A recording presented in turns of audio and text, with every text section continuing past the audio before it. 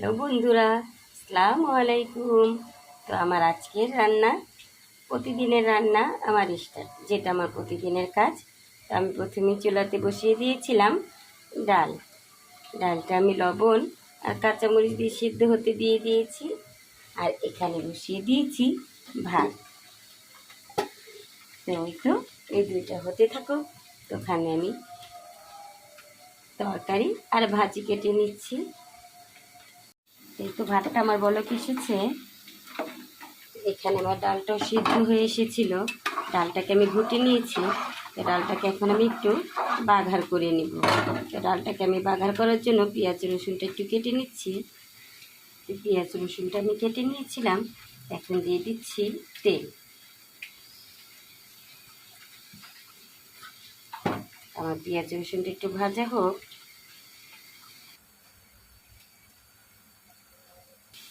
এখানে আমার পেঁয়াজ রসুনটা ভাজা হোক। আর এখানে আমি কেটে নিয়েছিলাম ঢেঁড়স আর কাঁচামরিচ। ঢেঁড়সটাকে আমি ভালো করে ধুয়ে পরিষ্কার করে কেটে নিয়েছি। পেঁয়াজ রসুনটা আমার ভাজা হয়ে এসেছিল। তো এখন আমি দিয়ে দিব গোটা জিরা আর তেজপাতা। তো এটাকে আমি একটু ভেজে নিব পেঁয়াজ আর রসুনের সাথে। তো এখন আমি বাঘার থেকে ঢেলে দিব ডাল। তো ডালটাকে আমি বাগার করে নিয়েছি। তো ডালটা বলক করে আমি নামিয়ে নিব। তো ডালটা একটু বলক আসুক। আর এখানে দেখি আমার ভাতের কি অবস্থা। আমার ভাতটা এখনো হয়নি, ভাতটা আমার আর একটু হবে। ডালটাকে আমি বলক করে নামিয়ে নিয়েছিলাম। তো এখন আমি কড়াইতে পেঁয়াজ কুচি তেল দিয়ে বসিয়ে দিয়েছি ঢেঁড়স ভাজি করার জন্য। তো বন্ধুরা, বাইরে খুব বৃষ্টি হচ্ছে, এখন অনেক ভোর। আমি একটু বাইরের এইটা আপনাদেরকে দেখাচ্ছি। দেখতেই পাচ্ছি এখন অনেক ভোর। তো আমাদের এখানে যেহেতু গ্যাসের সমস্যা, তো আমার সকালে উঠে রান্না করে নিতে হয়। তো পেঁয়াজটা আমার ভাজা হোক। পেঁয়াজটাকে আমি বেশি ভাজবো না, কারণ আমি ঢেঁড়সের সাথে ঢেঁড়সটাকে ভাজা ভাজা করব। তখন আমার পেঁয়াজটা ভাজা ভাজা হয়ে যাবে। এখন দিয়ে দিচ্ছি লবণ। আমি এখন ঢেঁড়সটা দিয়ে দিচ্ছি।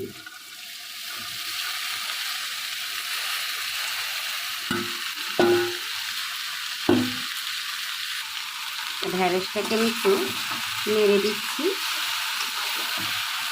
ঢেঁড়সটা নেড়ে আমি জালটাকে একটু কমিয়ে দিব, ঢেঁড়সটা একটু সিদ্ধ হওয়ার জন্য। ঢেঁড়সটাকে আমি আরেকটু নেড়ে দিচ্ছি।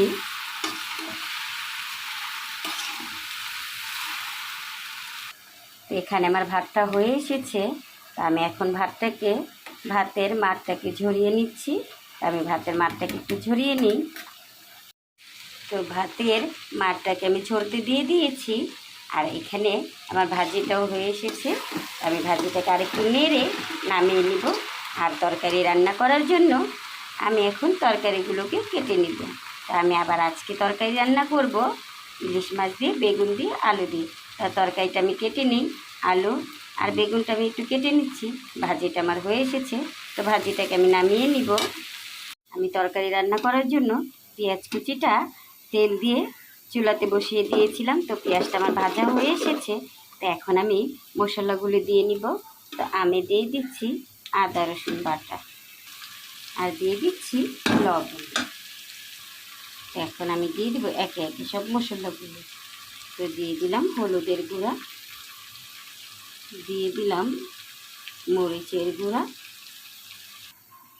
আর দিয়ে দিলাম ধনিয়ার গুঁড়া, আর দিয়ে দিলাম ভাজা জিরার গুঁড়া।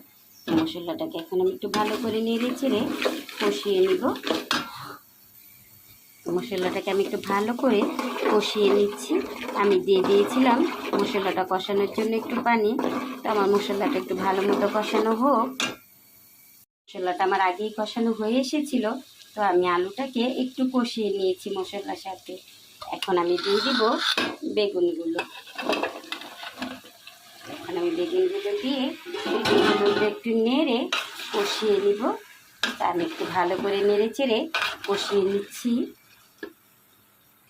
তো ভাতটাও আমার মার ছেঁকা হয়ে এসেছিলো, তো ভাতটাকে আমি একটু ছেঁকে নিচ্ছি।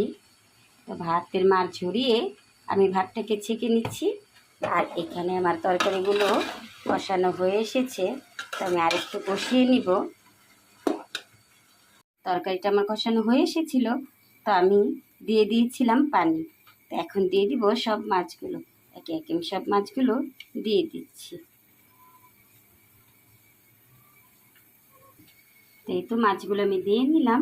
তো এখন আমি তরকারিটাকে একটু ঢেকে দিচ্ছি বলক আসার জন্য। সেই তো তরকারিটা আমার হয়ে এসেছে। তো এখন আমি দিয়ে দিব ধনিয়া পাতা।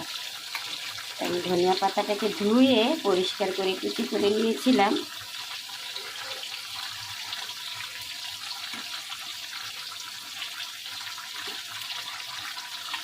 কিন্তু তরকারিটা আমার রান্না শেষ।